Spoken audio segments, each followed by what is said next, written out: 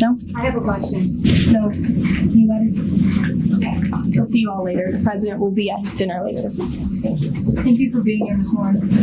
Yeah, the markets did not like that. The markets did not like this press stunt using the mother of a murdered woman as a prop and saying, "You're going to look forward to it!" Exclamation point. Here, Caroline Leavitt continues to lie and misstates what the Supreme Court order is. Here, watch this. Nothing will change the fact that Abrego Garcia will never be a Maryland father. He will never live in the United States of America again. And the United States Supreme Court ruled unanimously that the President of the United States and the Secretary of State could not be compelled to forcibly retrieve this citizen of El Salvador who is currently locked up in a maximum security prison in his home country due to his MS-13 membership.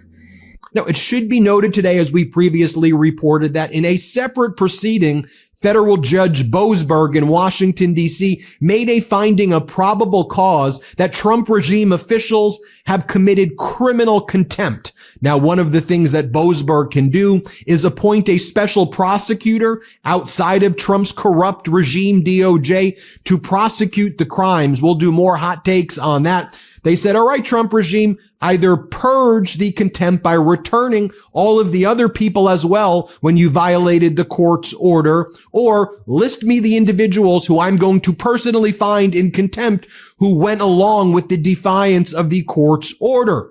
So a lot going on. Also, Trump is, for some reason, appealing Judge Zinnes, the federal judge in Washington, Maryland's order, where she said, facilitate the return. Let me know what specific steps you're taking to return Abrego Garcia pursuant to the Supreme Court ruling. Trump's appealing that. He's going to look like an utter fool before the Fourth Circuit Court of Appeals. Going now to Jerome Powell's press conference that he held at the Economic Club in Chicago. Here's what he had to say. Play this clip.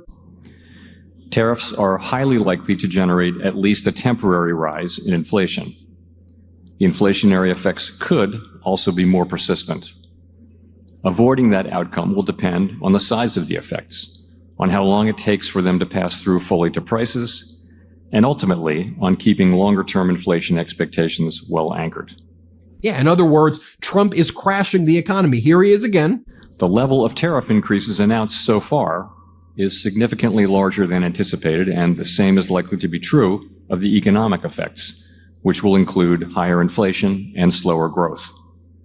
Here he is talking about how even the Smoot-Hawley tariffs in 1930, which caused a much bigger Great Depression, were not as bad as Trump's current tariffs, like his 245% stupid tariff on China. Play this clip.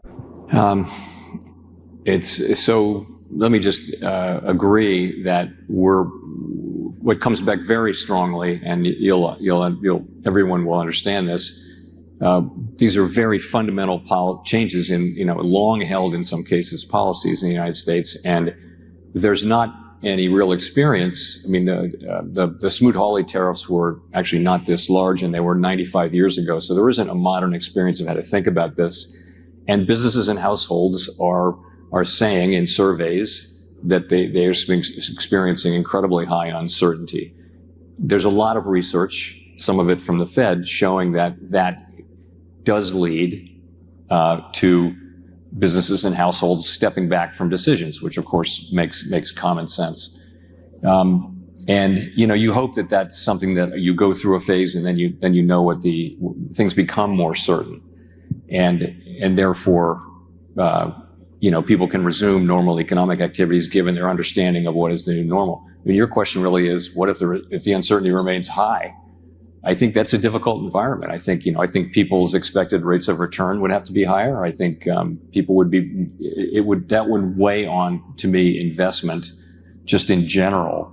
If the United States were to become a jurisdiction where risks are just structurally higher going forward, that would make us less attractive as a jurisdiction. We don't know that at this point, but I think that would be the effect. Here's Jerome Powell, the chairman of the Federal Reserve, on the bond market.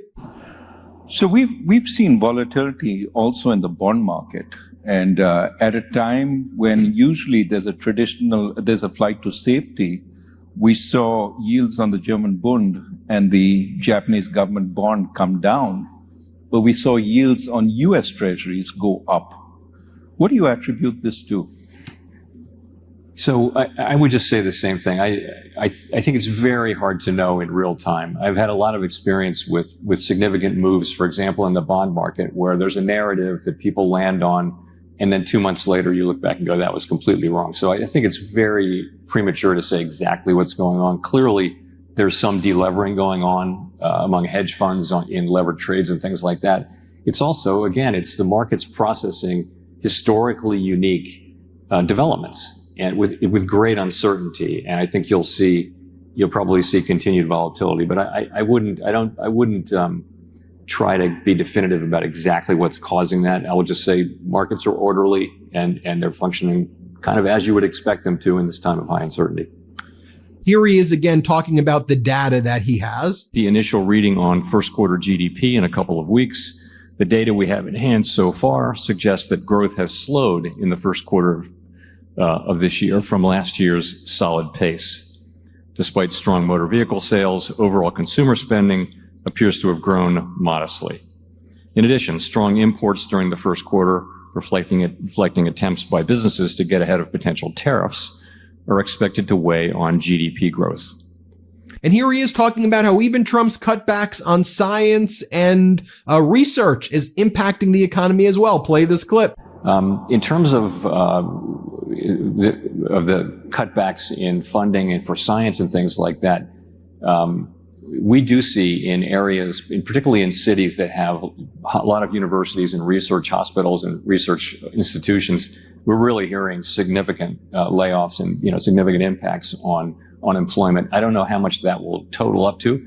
And of course, in addition, cutting back on scientific research may have implications for economic growth, for productivity, for health, for all kinds of things. But those are very difficult to estimate in real time.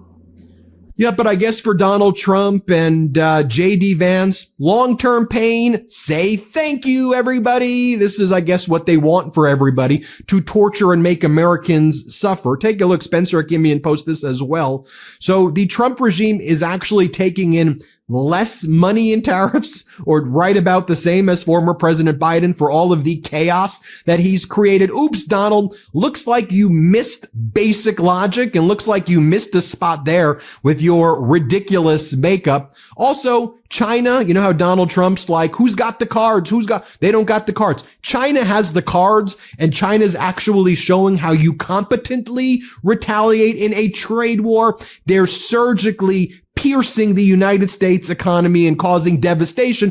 And Trump and his regime are too idiotic to even realize what's happening. Chinese refiners are importing records amounts of Canadian crude after slashing purchase of U.S. oil by roughly 90% amid escalating trade war. In other words, Donald Trump attacked them. Here's what they're doing. They're also stopped exporting rare earth minerals to the United States. That's going to have a massive impact. And here's the Chinese embassy in the U.S. just mocking Donald Trump with his little short stubby fingers. And they're basically saying, who's got the cards now, Donald? That's the update from now. We'll get you more information as soon as we get it here on the Midas Touch Network. Hit subscribe. Let's get to 5 million subscribers. Thank you for watching. New Midas merch drop. Check out the latest pro-democracy sticker packs, t-shirts, hats, sweatshirts, and more. All at store.midastouch.com.